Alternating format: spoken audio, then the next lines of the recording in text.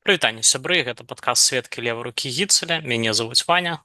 Меня зовут Алексей. І сёння мы распавядзем пра першы тур Лігі чэмпіёнаў і нашыя спадзевы, нашыя меркаванні пра тое, што будзе ў гэтым сезоне. І пачнем мы, што будзе лагічным з групы А, дзе ў нас гуляюць Кельце, Фюхсе, Ольбарг, Спортинг, Дынама, Веспрэм, Нант і Кольстад. З якога матча пачнем? Давай, може, почнем з Динамо Спортинг. Ну так, напэўна, гэта быў самы цікавы з усіх матчаў, якія там былі. Можа, не па якасці, але па драматургіі, таму што там якая-ніякая барацьба ўсё ж была. Я б сказаў так, гульня да сярэдзіны другога тайма выглядала вельмі хаатычна. Як бы Спортинг не мог узяць гульню пад свой кантроль, і вось толькі дзесьці пасля паловы другога тайма больш-менш сталі кантраляваць гульню і як бы дайшлі да перамогі. Але агулам як бы Дынама спадабалася, пытанне у іх траўму атрымаў. Мне падаецца, што вось галоўны чалавек у атацы будзе Вальдэс. Ну што я магу сказаць? Пакуль што гэта выглядала даволі сыра.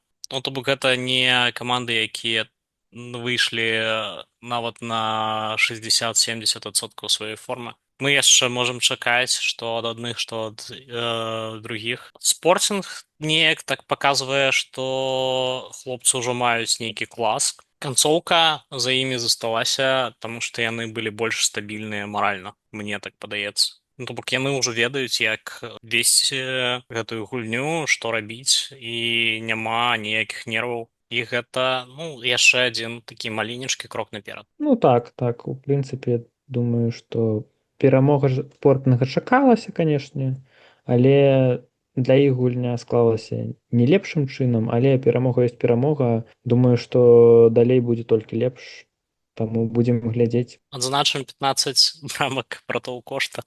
Так, ну там фактычна на траіх там браты Кошта і Торкельсон. Оркельсон і так. Так, яны 22 галы забілі, мне падаецца, так. Так. Твае чаканні ад каманд? Ну, скажем так, калі б Дынама было б у іншай групе, то я б сказаў, што яны пазмагаюцца за выхад у плэй-офф, але не ў гэтай групе дакладна, мне падаецца, таму Дынама 7-8 месца. Ну а Спортинг чакаю, што 3-4 зойме, магчыма, пазмагаюцца за другое.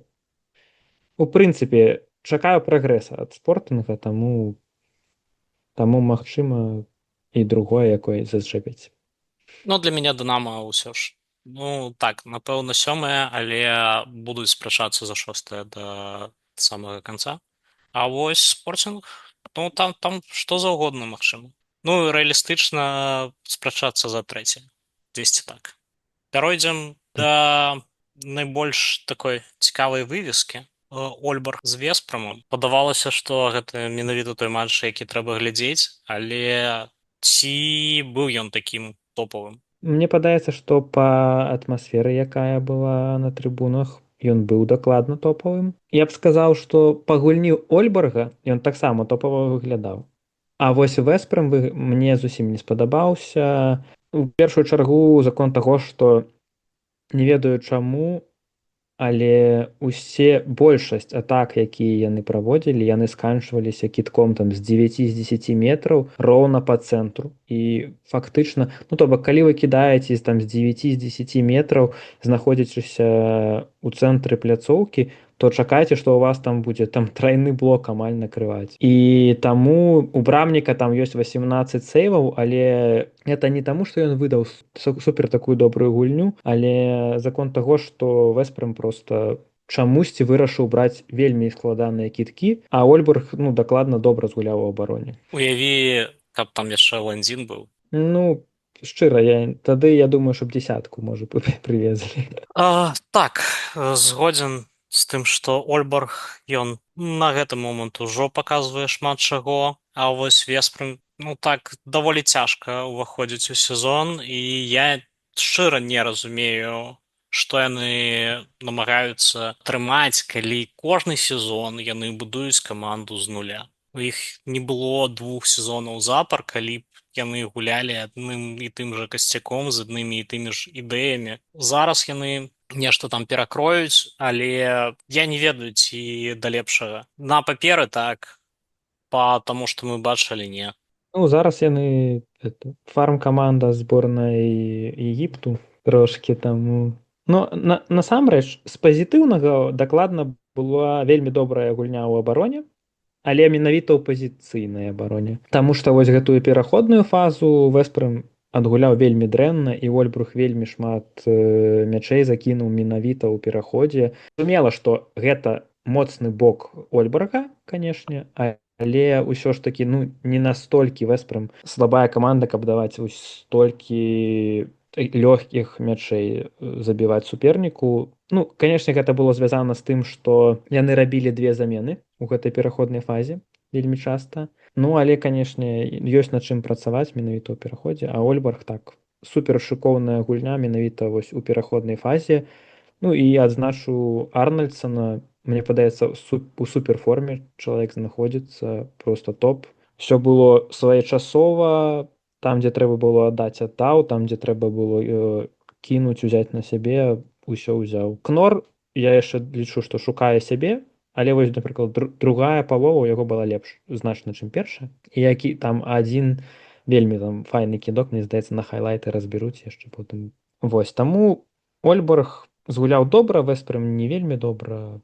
Чаканні ў прынцыпе ад гэтых каманд такія, што першае другое месца яны будуць змагацца, таму што яшчэ у іх велізарны плюс гэта тое, што ў чэмпіянатах яны могуць гуляць другім складам, даваць адпачыць лідарам, і гэта можа пад канец сезону як бы быць перавагай гэтых каманд. Я таксама чакаю Ольберг у чвэрцьфінале адразу пасля групы, потому что там ёсць, ну як ты сам адзначыў, там ёсць запас, там ёсць каму дадаваць, і відавочна гэта не ўвесь патэнцыял, але тое, што мы ўжо бачылі, гэта топ-топ-топ. А вось пра Вэспрэм я нават не ведаю. Ну, мне падаецца, што, канешне, максімум гэтай каманды, ну, гэта нават перамога можа быць у лізе чэмпіёнаў. Але ці выйдуць яны на гэты максімум, вось я тут не ўпэўнены. Таму што пакуль што яны змагаюцца з самімі сабой больш, чым з супернікамі. Для мяне Вэспрэм, калі яны будуць гуляць вось так аднабакова, як яны гулялі гэтую гульню, шансаў у іх нават на фінал 4 не шмат будзе. Але фактычна на паперы, ну это хутчэй за ўсё самая моцная каманда і самы роўны склад тых каманд, якія ёсць у лізе чэмпіёнаў. Нарэчы, ты сказаў пра дзве замены, і глядзі, гэта будзе працаваць супраць не вельмі хуткіх каманд. А яны маюць што Берлін, што Нант, што Ольберг. Гэта каманды, якія бягуць, і Спортинг, дарэчы. Вось 4 Так. каманды, супраць якіх гэта нельга рабіць, таму што праблемы будуць. Так. Ну, паглядзім, як яны будуць выходзіць з гэтай сітуацыі, у прынцыпе. Патэнцыял велізарны, паглядзім, што атрымаецца. І ў нас застаюцца Фюхсе і Нант. Што давай пачнем з Нанту, каб самае салодкае на самы канец пакінуць. Не магу сказаць, што яны там як-то дрэнна выглядалі. Мне падаецца, што выглядалі як Нант, класічны. Не ўсё атрымалася ў гэтай гульні ў іх дакладна. Ну, але і супернік быў як бы якасны. Таму ад Нанта чакаю, ў прынцыпе, змаганне за 3-4 месца, і там ужо ў плэй-оф яны могуць сябе паказаць, калі ўсе будуць здаровыя. Ну, як бы у Міна это астатні сезон у Нанце, таму як бы паглядзім, што ён пакажа, можа быць. Ну, тут пагаджуся, Нант не тое, каб праваліў усю гульню, ён праваліў там хвілінак 10, калі пайшоў там гарбаткі запарыць, то вярнуўся і пабачыў, што ўжо ўсё, гэтай гульні ўжо няма. Але так, вось прыкладна хвілінак 40-45 было даволі добра. Каманда з патэнцыялам, каманда, якая будзе не лезці на ражон, якая будзе дзесьці плесціся ўсярэдзіне і берагчы сілы на тое, каб напрыканцы сезону штосьці выдаць, як гэта было і ў мінулым годзе. Ну, то бок я так магу сказаць, што яны выйдуць з гэтай групы, за ўсё, адсоткаў на 90. А далей будзе зусім іншае у плэй-оф. А што будзе ў плэй-оф, мы не ведаем. Пагаджуся 100%. Берлін. Ну что, Ну, тут супер. Я не ведаю нават з слухай, чаго пачаць. у мяне ёсць канспіралагічная тэорыя. Прыходзіць Боб Ханінг да Крэча і кажа: Крэча, мы можам падпісаць Пютліка, але трэба выгнаць Зіверта. Атрымлівае разварот-паварот, Крэча кажа, што ідзі ты куды ішоў, і сыходзіць. А Зіверт сёння напісаў у інстаграме, што ён увогуле ішоў на сустрэчу з Ханінгам падпісваць новы кантракт, і ён думаў, што гэта будзе новы кантракт і ўсё, а прыйшоў і яго звольнілі. І яму вельмі шкада, ён усім сэрцам за Берлін, як пацан з раёна, вось гэтае ўсё, вось гэтыя ўсе вайбы каманды на ўсё жыццё. Тут яго гэтага пазбавілі, ён, канешне, за хлопцаў, але ну яму гэта было балюча. І ведаючы Ханінга, гэта мог быць такі гэмбл, маўляў, у гэтым сезоне мы там зробім, што зробім, а ў наступным сезоне у нас будзе Пютлік і Гіцель. І мы будзем увогуле будаваць зборную Даніі крыху на поўдзень ад Даніі. Ну, як бы магчыма і так, але тады прыйшла пасля гэтага ўсяго яшчэ ж навіна, што Лас Андерсон хутчэй за ўсё сыходзіць у Вэспрэм. Ну, то бок Так я будаваць зборную Даніі.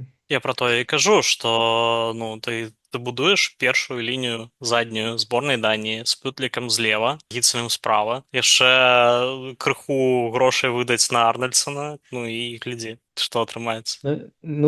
Ну, мне падаецца, што ў любым выпадку, калі ідэя ў тым, каб будаваць зборную Даніі, каб Ласа Андерсона адпусціць, яна даволі дзіўна, ну, на мой погляд, Але у прынцыпе. гэта ўсё не бескаштоўна.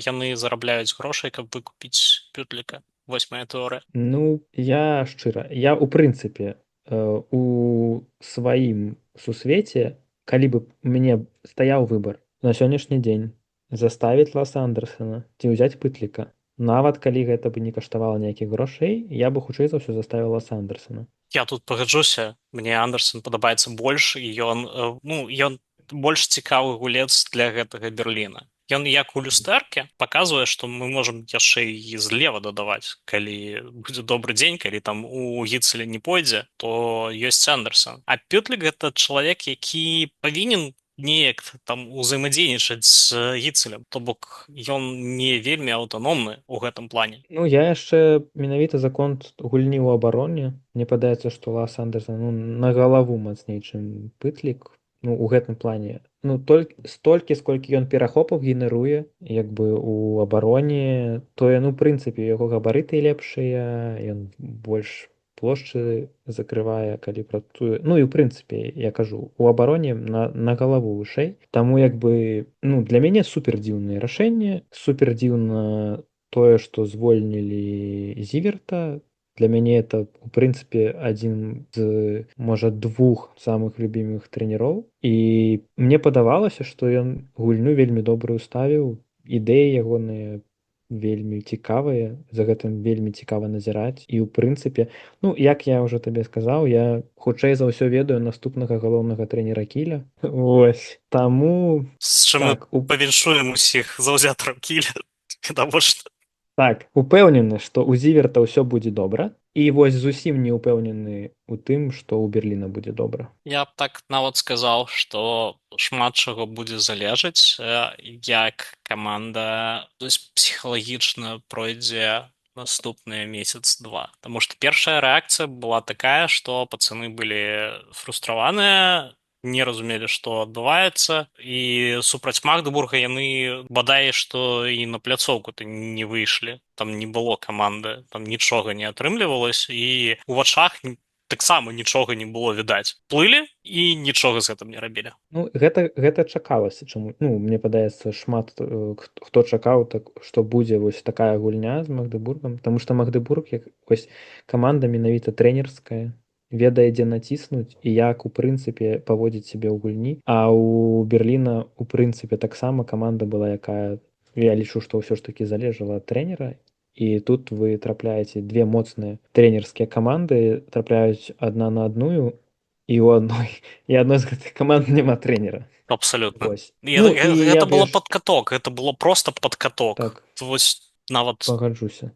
Ну і ў прынцыпе, як бы так, твая тэорыя, што каб атрымаць Пытліка, трэба спачатку атрымаць Крыкау, яна як бы выглядалі рэалістычна. Таму што у прынцыпе тое, што Крыкаў рабіў у Фленсбурге, ну яно у прынцыпе ну цяжка сказаць, што там было штосьці пазітыўнае. Ну акрамя самого пытліка.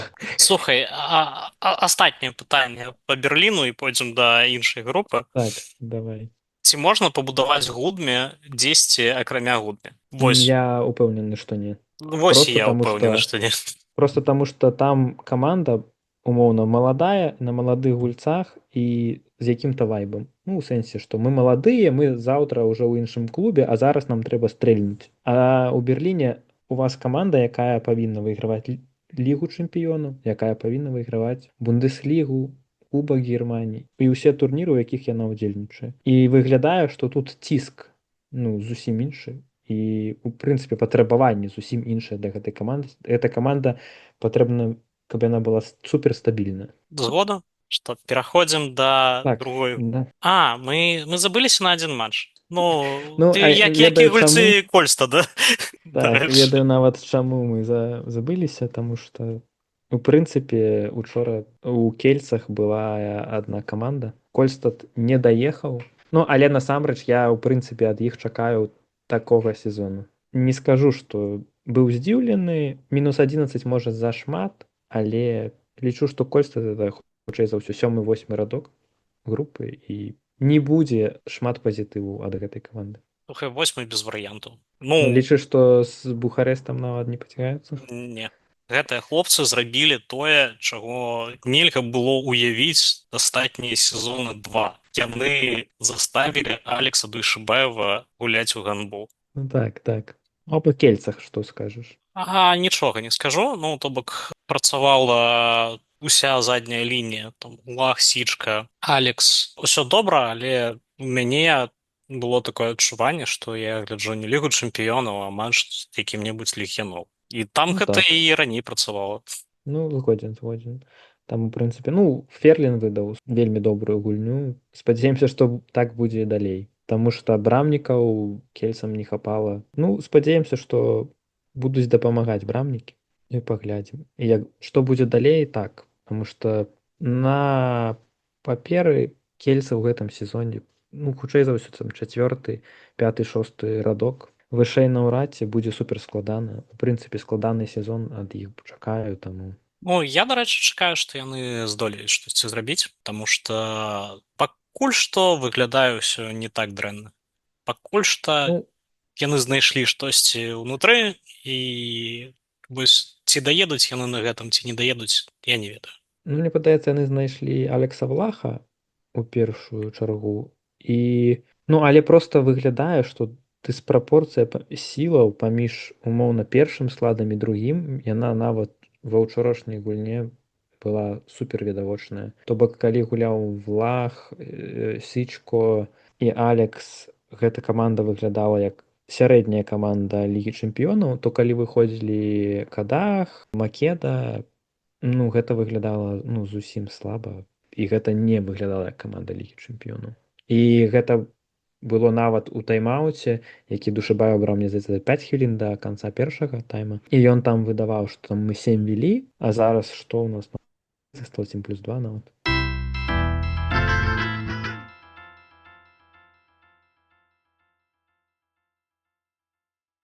І вось цяпер мы ўжо дакладна пераходзім да другой групы. Пачнем, напэўна, з Барселоны і Гудмі. І што я магу сказаць пра Гудмі? Олі Мітун адзін не выцягне гэтую каманду. На жаль, для мяне Гудмі паказаў, што ў іх ёсць праблемы нейкія. Ну, мне падаецца, што тут цяжка сказаць, што ў іх ёсць супер там праблемы, таму што яны ўсё ж такі гулялі ў Барселоне, там заўсёды цяжка гуляецца. Нават улічваючы, што гэта Барселона новая зусім, толькі сабралася і хутчэй за ўсё яна будзе толькі прагрэсаваць наперадзе. Ну, але як бы Гудмэ заўсёды маладая каманда, я думаю, што яна будзе нестабільная. Хутчэй за ўсё дома будуць выдаваць вельмі добрыя гульні, а на выездзе будуць выдаваць гульні сярэдненькія альбо слабенькія. Ну, паглядзім. Каманда цікавая, у прынцыпе, паглядзець ёсць на каго. Магчыма, у гэтым годзе мы знойдзем якую-нибудь яшчэ суперзорку там. Магчыма, гэта будзе Оля Мітум, хутчэй за ўсё, а магчыма яшчэ хтосьці іншы. Паглядзім. Ну, адзінае, што я скажу, 25 за тайм прапускаць гэта ўжо зашмат. Гэта паказчык не гатоўнасці да сезону. Так, я б сказаў, магчыма, ведаеш, это проста хлопцы выйшлі на першую гульню лігі чэмпіёнаў і ножкі затрысліся, не ведаю. Ну, брамнікі не дапамагалі зусім, таму паглядзім, што будзе. Дакладна 25 это зашмат. Паглядзім, ці будзе прагрэс. Ну і давай так. Для мяне Гудме там максімум 6-я каманда. Максімум. І Ну, з так. варыянтамі.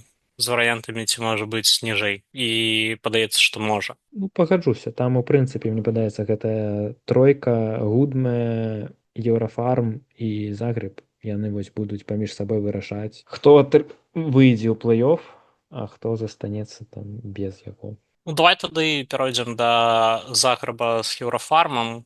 Там Еўрафарм дома перамог, але... Першы раз, мне падаецца, за 7 гульняў у іх было, ці за 8 нават. Ну з так, Загрэбам. там штосьці, статыстыка была не вельмі добрая, не на іх карысць. Але што па гульні, гэта даволі дрэнны гандбол з абодвух бакоў па якасці там нават няма пытанняў, мы ведалі, што гэта за каманда. Па характару, напэўна, Еўрафарм крыху лепш быў, яны хаця б там хоць дзесьці сабіраліся і пачыналі гуляць. Ну так, мне падаецца, што ў Загрэба ім трэба гуляць у гандбол трошкі больш хуткі, тады ў іх будуць шансы, каб закідваць лёгкія мячы, таму што пазіцыйна ў атацы супер складана ім. Там няма шмат гульцоў, якія здатныя там з 10 метраў забіваць галы, таму будзе ім складана. Паглядзім, хто атрымае. Ну, у бароне дастаткова добра, але пазіцыя брамнікаў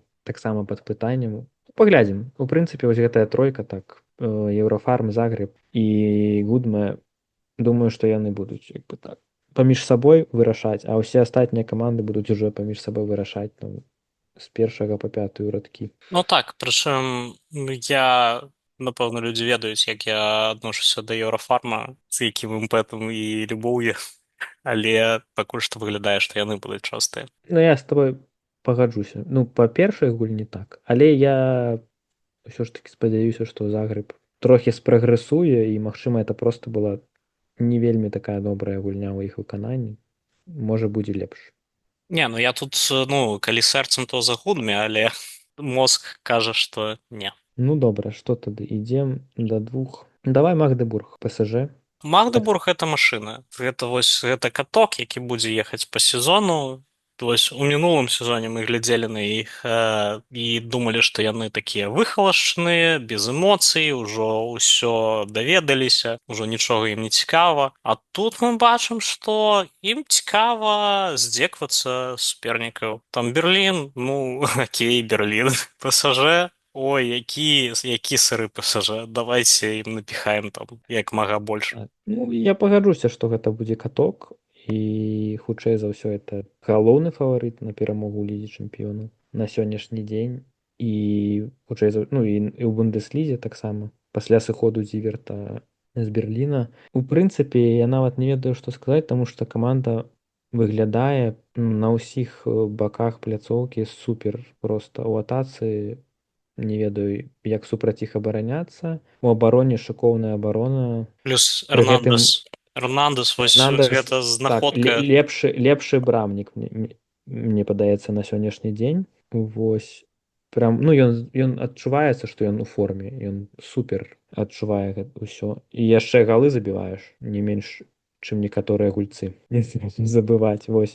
Таму, як бы, ну, а абарона шыкоўная, мне вельмі агрэсіўная, высока выходзяць, 1-1 не прайграюць амаль. З цікавага, ну, мне падаецца, што там не шмат каманд там здольныя пабудаваць абарону, якая там уся амаль ніжэй за 1,90 м, але пры гэтым, ну, супер складаная. Таму Магдебург, лічу, што і далей, магчыма, нават без страт у першай палове будзе. Ну, і, конечно, тут яшчэ галоўнае, каб у іх ўсё было добра і без траўм, таму што ў мінулым сезоне нагадаем, што каманда увесь час змагалася проста з нерэальнай колькасцю траўмаваных гульцоў. Ну, па факце там вылецела цэлая каманда за сезон. Яны вылеталі, вярталіся, вылеталі, вярталіся, але яны ўвесь сезон правялі таксама добра.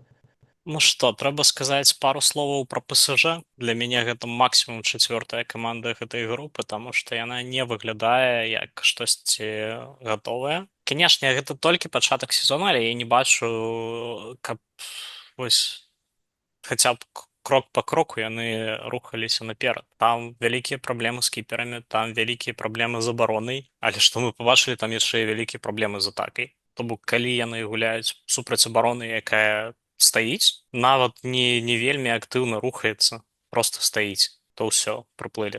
Ну так. Тут бачна, што яшчэ шмат працы у новага галоўнага трэнера.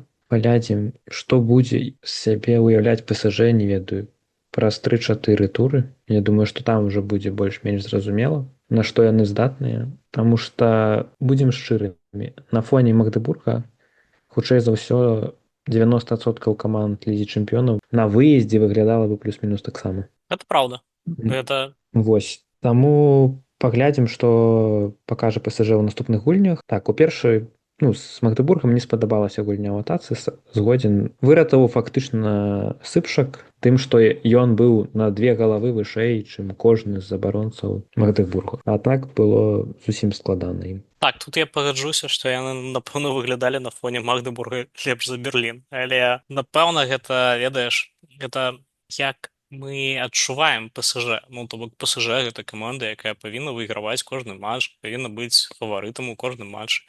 Ён прыязджае і ўсё. Ну, няма ніякага Ну, статусу ўжо. мне падаецца, што гэтага ўжо няма.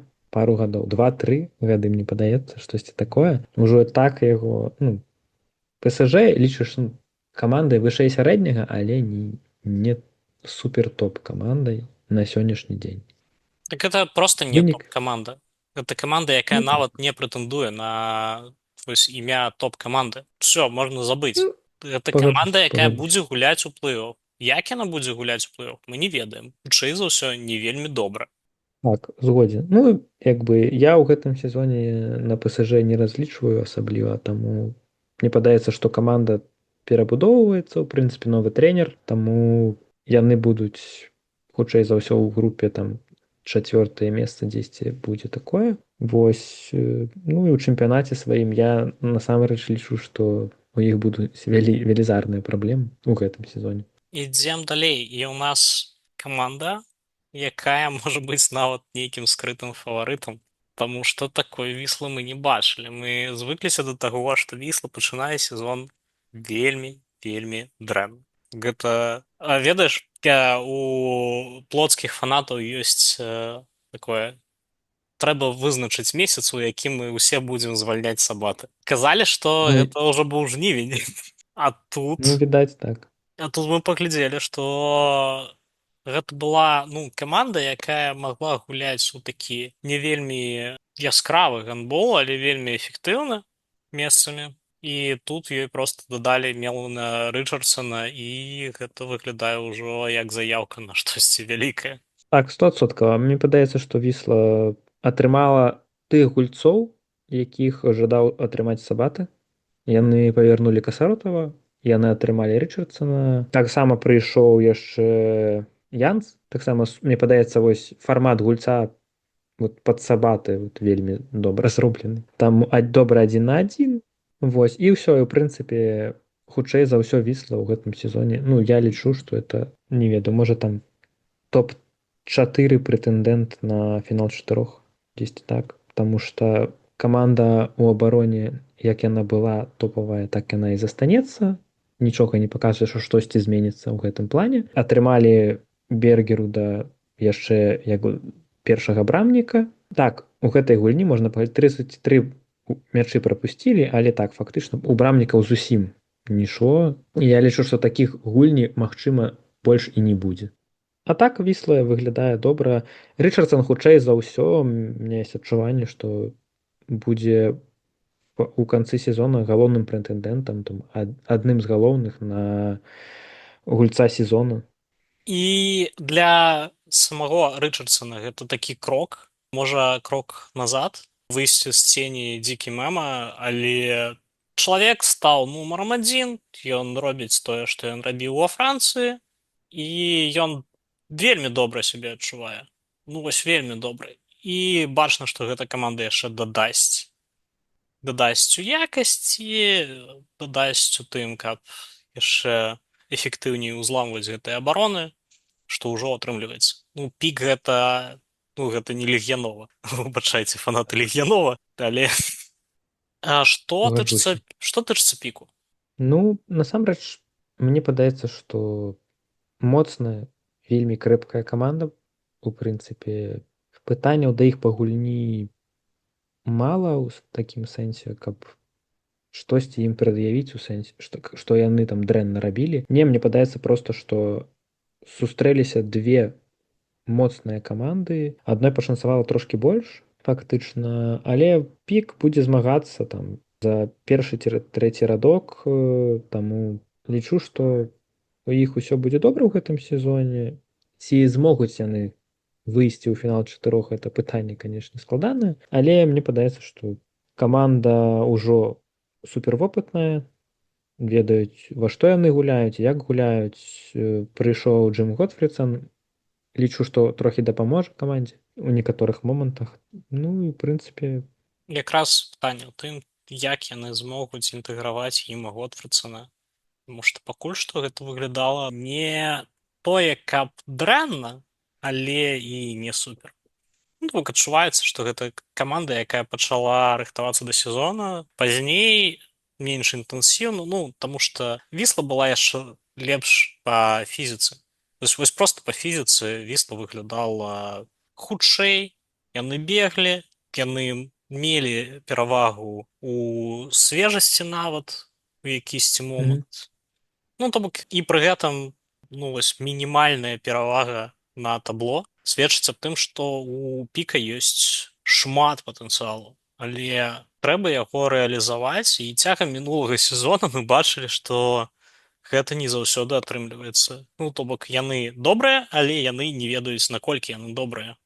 Ці зменіцца штосьці ў гэтым сезоне, я не ведаю. І калі яны гэты сезон праваляць, праваляць я маю на ўвазе тое, што яны не выйдуць у фінал чатырох, хаця, ну, гэта іх мэта. ну Уся так. іх перабудова, яна пад гэта. Калі яны не выйдуць у фінал чатырох і не выйграюць чэмпіянат Венгрыі, то вось адна з двух гэтых мэт, калі не будзе дасягнута хаця б, то трэба штосьці змяніць. То гэты курс, напэўна, не такі добры. Ну так, тут няма што дадаць мне яшчэ. Я вось павіслі яшчэ момант успомніў. Мне падаецца, што ў Віслы могуць быць праблемы з камандамі, якія гуляюць вельмі хуткі гандбол. Таму што учора яны рабілі 3 замены у некаторых момантах у пераходнай фазе. То бок, ну 3 гэта, ну 2 гэта ўжо у сучасным гандболе, мне падаецца, што зашмат. Ну але калі вы робіце 3, ну мне падаецца, што з камандамі а-ля Магдебурга, Ольбарга, Берліна можа быць супер складана. Слухай, яны гэта рабілі, таму што ім гэта дазвалялі. Згодзін. Тут 100% згодзін. Ну, але магчыма, мы ведаем, што Сабаты не дурак. Ён можа быць не самым прыемным чалавекам у свеце, але дураком ён дакладна не з'яўляецца, і ён будзе будаваць пад суперніка сваю абарону. І там шмат варыянтаў ёсць. Тое, што ён мог гэта рабіць, гэта сведчыць больш пра тое, што па форме уяўляе сабе пік, а не Вісла. так, хутчэй за ўсё так і ёсць. Ну, але паглядзім. Ну што, мы абмеркавалі першы тур, мы абмеркавалі, як мы бачым гэтыя каманды цягам сезону, і мы вернемся да абмеркавання навін Бундеслігі, Лігі чэмпіёнаў, чаго заўгодна, што будзе адбывацца, можа Яран Зіверт стане трэнерам якой-небудзь паўночна-нямецкай каманды, хто ведае. Абмяркуем праз 2 тыдні. Да пабачэння, сябры. Да пабачэння.